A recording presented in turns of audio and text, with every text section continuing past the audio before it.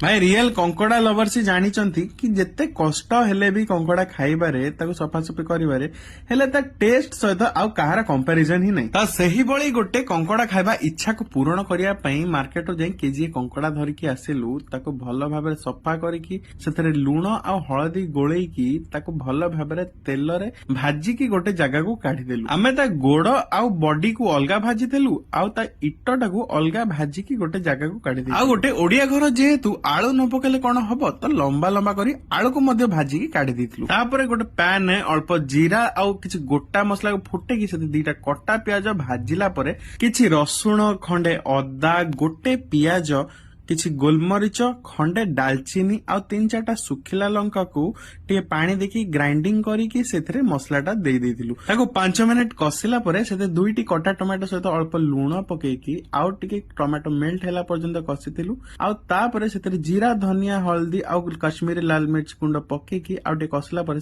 आलू तक पकेकी आउ टे कसिथिलु। आउ तापरे कंकड़ा तक मध्य पकेकी आउ टे कसिथिलु। लास्ट कंकड़ा कसी हैला परे तार इट्टटा पकेकी 2 मिनिट चलेकी सेते पानी दे देथिलु फुटिबा पई। पानी भलो भाबरे फुटी गला परे सेते गोटे चामच गरम मसला देकी लास्ट टिके धनिया पत्र मारी रेडी कर देथिलु हमर कंकड़ा आलू। जदि वीडियो भल लागिला त लाइक कर दियंतु शेयर करंतु आ फॉलो करिया को जमा भी भूलिबोनी।